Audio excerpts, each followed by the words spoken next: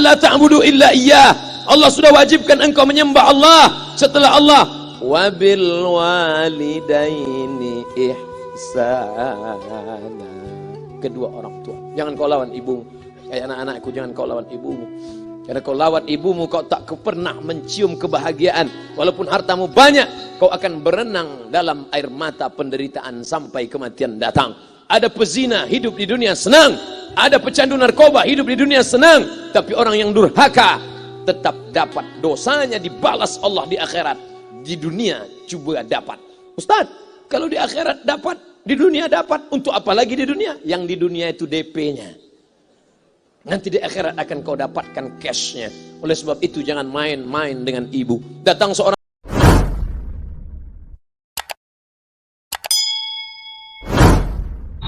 Haji Halim sedang menunjukkan begini cara sayang kepada ibu. Wahai kalian yang tak menghormati ibu, yang menyepelekan ibu, yang merendahkan ibu. Malam ini lihat, beliau tidak ada ceramah, tidak ada tausiah, tapi langsung dibuat begini cara menghormati ibu. Ini sekarang banyak orang tak menghormati ibu. Berapa banyak ibu yang awalnya bantu-bantu, lama-lama jadi pembantu. Dulu dia tidak tarawih, kenapa? Karena kita menangis merengek di rumah. Sekarang di hari tuanya dia tidak tarawih juga. Kenapa? Dia menjaga cucunya. Berapa banyak itu terjadi? Jangan sampai. Dia tidak pernah menolak cucunya, dia sayang. Tapi kita yang berpikir, berapa kali dia tidak jadi sholat duha karena kita kencing di kaitnya. Berapa kali dia tidak tarawih karena kita menangis merengek sampai subuh datang. Berapa kali dia tidak iktikaf karena kita. Andai dia masih hidup hari ini, datang, belikan pakaian yang paling dia suka, belikan perhiasan kalau ada.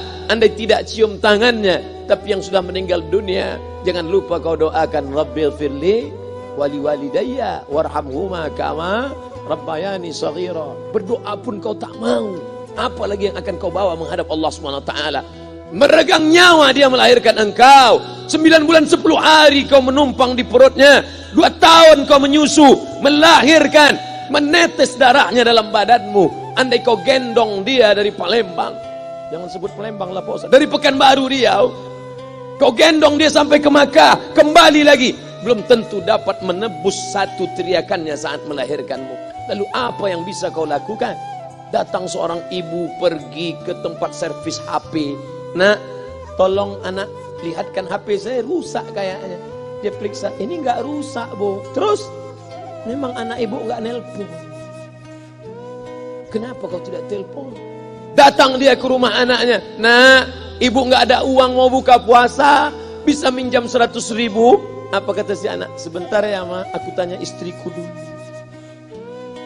Ini Ustaz dapat dari mana? Ada yang kirim WA grup. Jadikan ibumu seperti raja, maka rezekimu akan diberikan Allah seperti rezeki raja-raja. Bukan hadis, dapat dari grup WA. Ini ibu minta terus sholat tarawih, tapi sang anak sudah tidak bisa. Aku mau hentikan saja sholat tarawih ini, karena mau buat tenda ini tidak bisa. Tiangnya bambu, sudah bocor. Kita stop saja sholat tarawih bersama ini. Apa kata si ibu? Buatlah sholat tarawih terus, nanti Allah akan berikan engkau gedung yang besar. Dengan gedung besar itu kau akan tetap sholat tarawih. Mana gedung besar itu? Inilah dia gedung besar. Langsung dikabulkan Allah Subhanahu wa taala. Karena setelah Allah langsung orang tua. Wa qadha rabbuka alla ta'budu illa iyyah. Allah sudah wajibkan engkau menyembah Allah setelah Allah. Wa bil walidaini ihsana. Kedua orang tua. Jangan kau lawan ibumu. Kayak anak-anakku, jangan kau lawan ibumu. Karena kau lawan ibumu, kau tak pernah mencium kebahagiaan. Walaupun hartamu banyak, kau akan berenang dalam air mata penderitaan sampai kematian datang.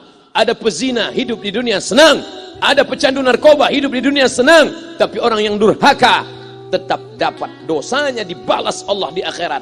Di dunia coba dapat. Ustaz, kalau di akhirat dapat, di dunia dapat, untuk apa lagi di dunia? Yang di dunia itu DP-nya. Nanti di akhirat akan kau dapatkan cash-nya. Oleh sebab itu jangan main-main dengan ibu. Datang seorang laki-laki, ya Rasulullah, izinkan aku mati syahid. Karena orang yang mati syahid itu tidak akan merasakan sakratul maut illa kal qars, seperti cubitan pada tangan. Izinkan aku mati syahid. karena kalau aku mati syahid tidak akan ada azab kubur. Izinkan aku mati syahid, karena kalau aku mati syahid tidak akan ada hisab, langsung masuk surga. Nabi bertanya, alaka min ummin, ibumu masih hidup?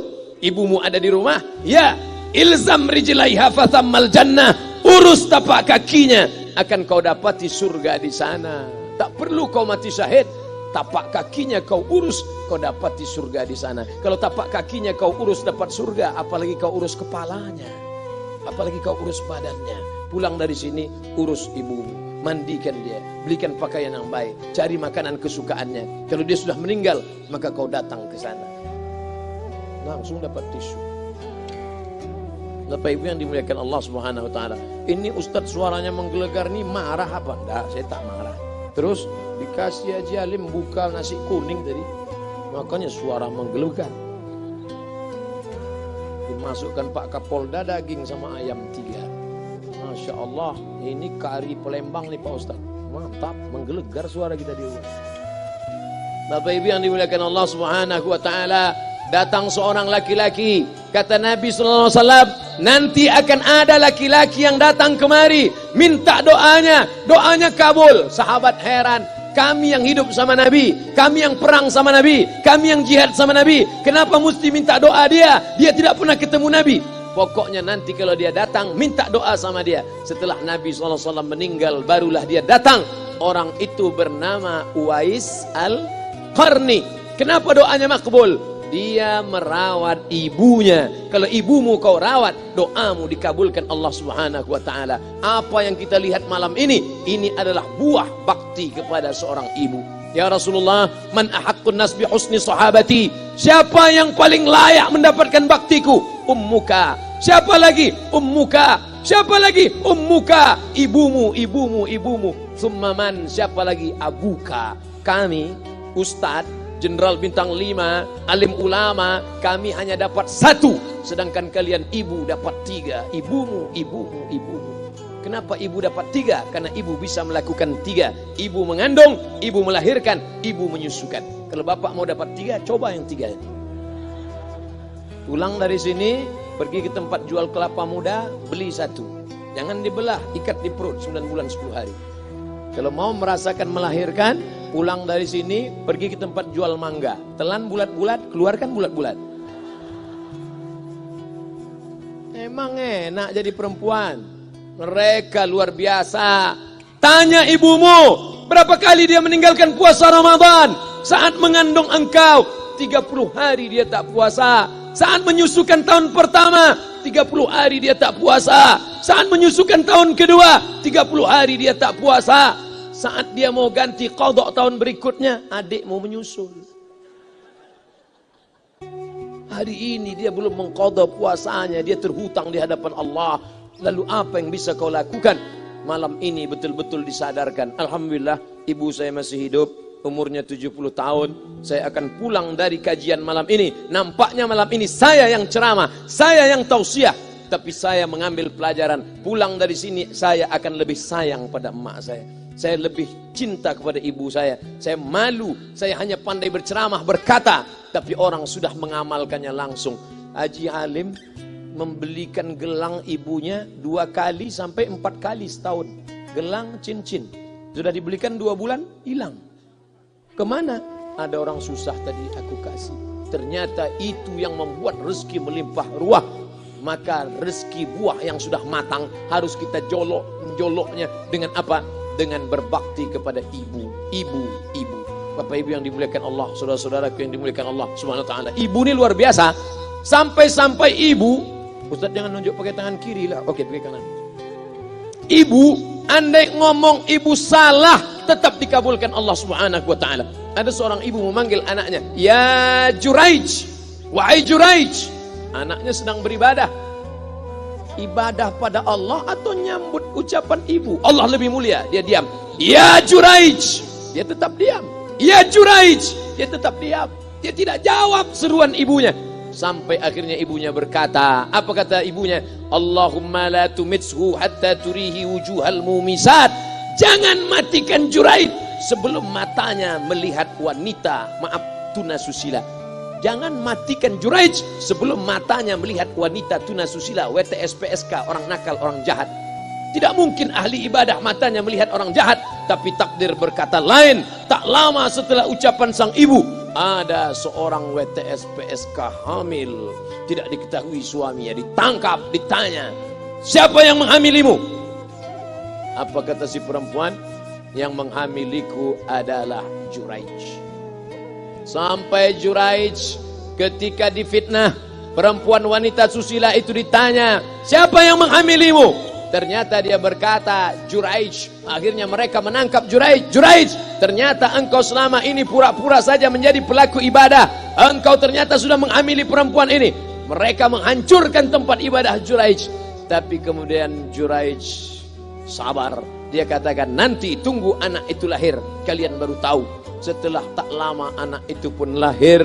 Dan mereka bertanya kepada anak kecil yang belum bisa bicara, ya gulam, wahai anak kecil, man abuka, who is your father? Siapa bapakmu? Hai anak kecil, siapa bapakmu? Juraij menusuk pusar anak itu dengan telunjuknya. Dia mau tunjukkan kepada orang ramai bahwa dia tidak salah, dia tidak pezina, dia tidak melakukan perbuatan dosa. Ya gulam, hai anak kecil, man abuka, siapa bapakmu? Apa kata anak kecil itu? Cowboy. Ko sapi. Boy penjaga sapi. Pengembala sapi. Bapakku pengembala sapi. Barulah orang Yahudi tahu ternyata Ra'il Ghanam yang menghamili PSK perempuan jahat tadi adalah penggembala sapi. Lalu kenapa fitnah itu terjadi? Allah mengabulkan doa si ibu sebelum Juraij mati. Matanya pernah melihat wanita tuna susila. Oleh sebab itu ibu jangan sampai kalau marah sama anak memanggil anak dengan kata-kata yang tak baik. Setan. Hantu. Walaupun marah panggil dia, calon wali kota. Sini sebentar. Kalau marah betul, calon gubernur. Sini sebentar. Doa ibu dikabulkan Allah Subhanahu wa taala. Saya setahun setiap bulan Februari ceramah di Kuala Lumpur seminggu. Kuala Lumpur, Selangor, Sarawak, Kuching, kemudian Malaka, Ipoh, Negeri Sembilan. Ketika saya tausiah datang ibu-ibu makcik Malaysia. Assalamualaikum, waalaikumsalam. Ustaz Somad, ya. Saya nak jumpa dengan emak Ustaz. Loh, ngapa jumpa emak saya? Jumpa saya lah. Ustaz pasti dididik oleh seorang ibu. Saya ingin jumpa ibu Ustaz. Saya sangka dia mau jumpa saya. Ternyata ibu di tengah para habaib, diambil diri seorang profesor, dibalik diri seorang gubernur, wali kota, Kapolda. Di dalam diri mereka ini adalah orang-orang luar biasa, tapi dilahirkan oleh perempuan-perempuan yang super luar biasa. Betul? Mereka ini semua dibesarkan perempuan.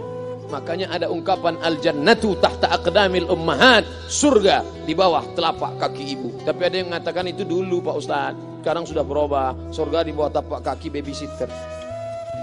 Karena banyak yang menitipkan anaknya kepada penitipan anak. Jangan Bu, walaupun kau wanita karir, tidak seberapa itu. Tidak dapat kau tebus kehilangan masa-masa manja mereka dengan pendidikan. Ini banyak ibu-ibu sekarang sudah tidak lagi mengurus anaknya.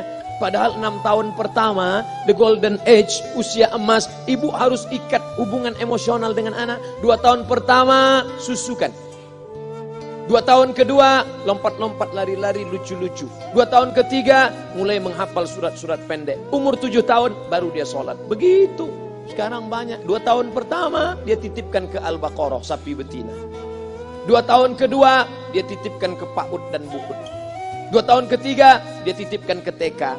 Akhirnya anak putus kontak. Setelah anak remaja, baru ibunya nanya, Ustadz, kenapa anak saya lebih mau curhat sama pacarnya daripada sama saya? Karena anak sudah lost contact, putus hubungan dengan ibu. Itulah yang dulu dikejar dengan wanita karir. Pergi pagi pulang petang, peras keringat, banting tulang, tunggang langgang, lintang pukang. Tak dapat kau tebus dengan apapun. Oleh sebab itu, kalau kau sayang kepada mereka, besarkan mereka. Nanti setelah dia SMP, kau tetap bisa berkarir, tetap bisa apapun. Tapi usia emas ini tetap jaga mereka. Di balik anak-anak yang luar biasa, ada ibu yang luar biasa. Di mana letak ibu luar biasa itu? Inilah dia, ibu-ibu semua insya Allah. Amin.